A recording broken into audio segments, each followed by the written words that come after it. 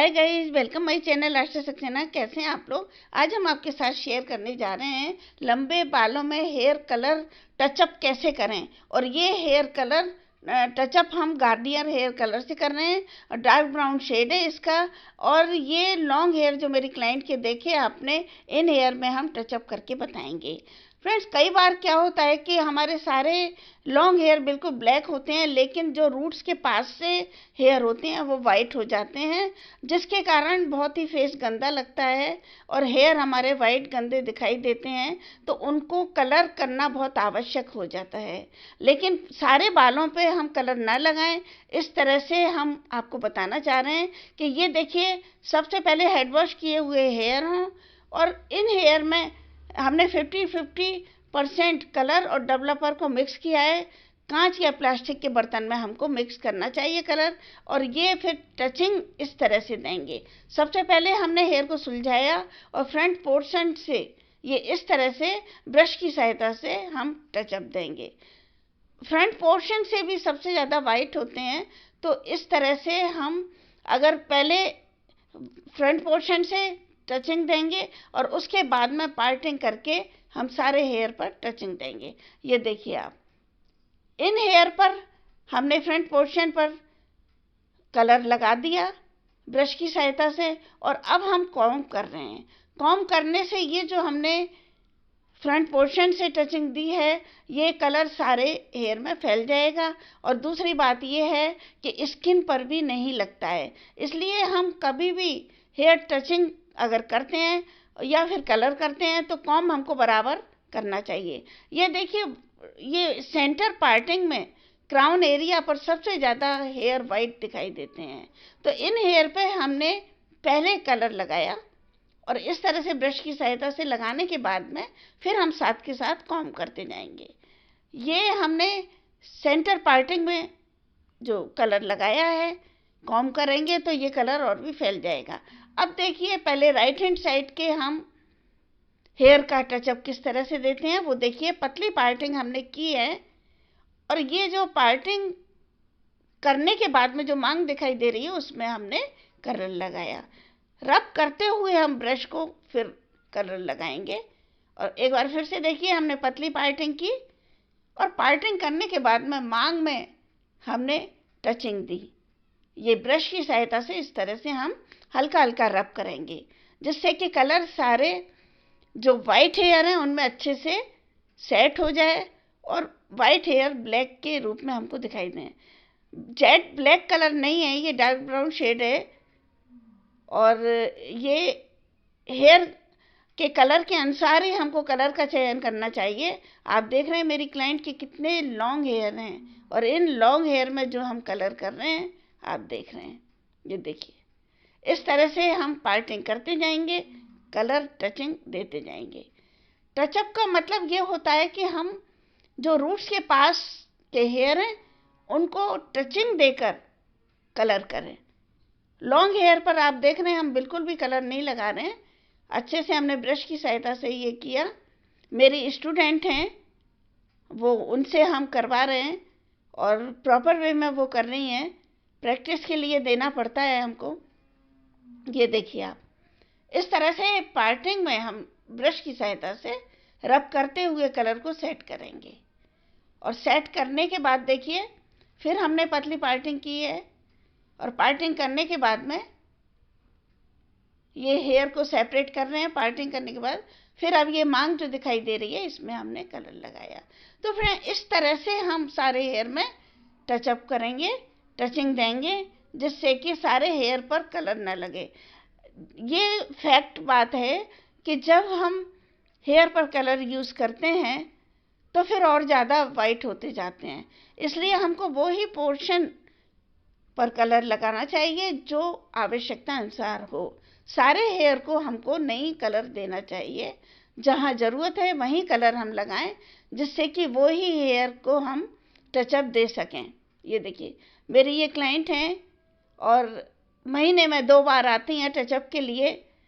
Colour भी कम लगता है और ज़्यादा सारे हेयर में जब नहीं करते हैं तो सारे हेयर में कलर करने की आवश्यकता नहीं होती है।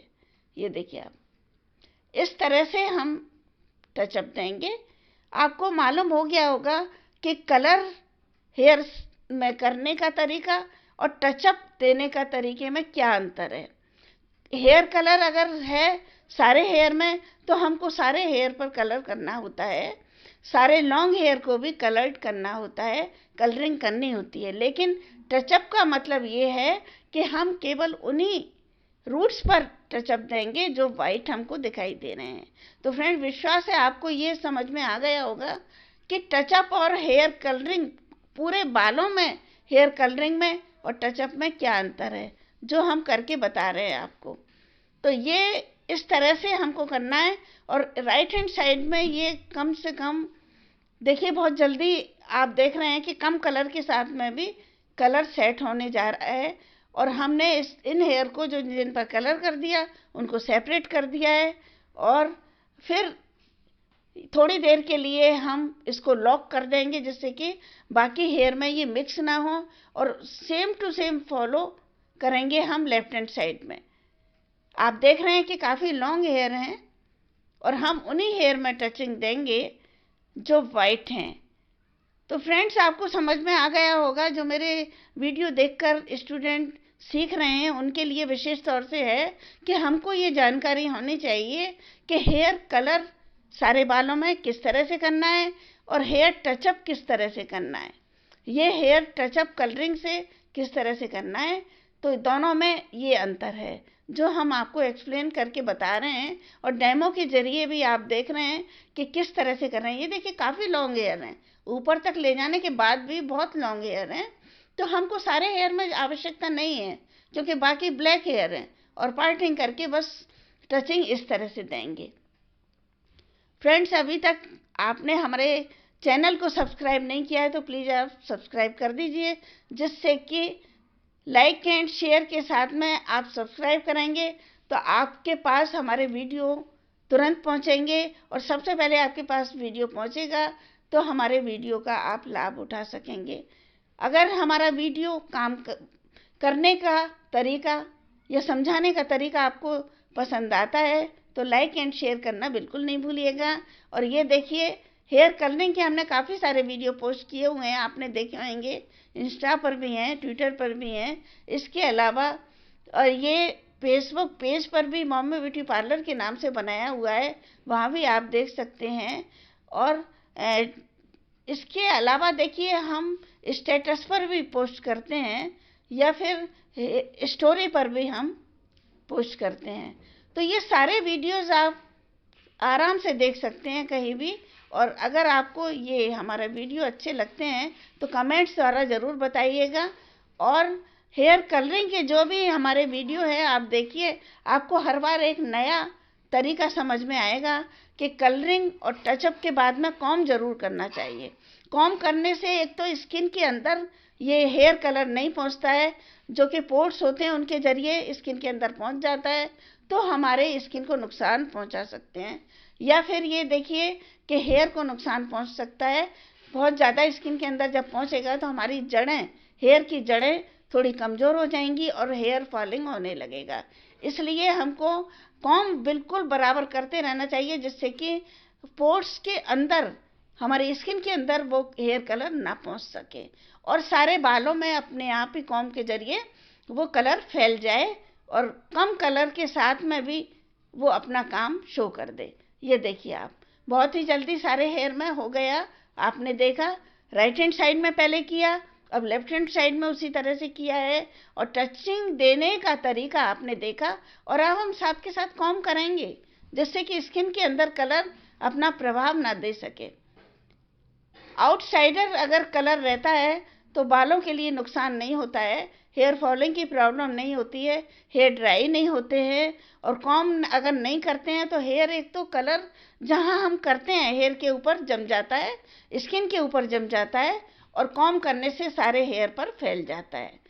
तो फ्रेंड्स, विश्वास है आपको ये हेयर टचअप का जो तरीका है समझाने का आपको बिल्कुल समझ में आया होगा। और इस तरह से देखिए, बैक एरिया के पोर्शन को ज़रूर आप टचिंग दें, क्योंकि कई बार जब जूड़ा बनाते हैं तो बैक एरिया के जो बारीक हेयर वाइट हो जाते हैं वो दिखाई देते हैं, तो इसको ना भूलें आप। ये सारे हेयर पर अच्छे से कलर हो गया, कॉम अच्छे से करेंगे और नॉट बनाकर हेयर को सेट कर देंगे। और वॉश करने का तरीका है, आफ्टर 40 मिनट बाद हम वॉश करेंगे। सर्दी है तो गुनगुने पानी से कर सकते हैं और गर्मी है तो नॉर्मल पानी से कर सकते हैं। और इस तरह से वॉश करने का तरीका, हम शैम्पू नहीं करेंगे, ओनली प्लेन वाटर से वॉश करेंगे जिससे कि कलर निकल जाए।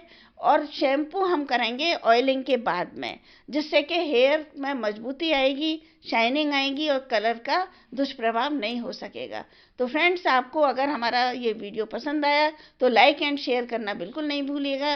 नेक्स्ट वीडियो में बहुत जल्दी ही मिलते हैं, तब तक के लिए आपसे विदा लेते हैं और बहुत बहुत धन्यवाद।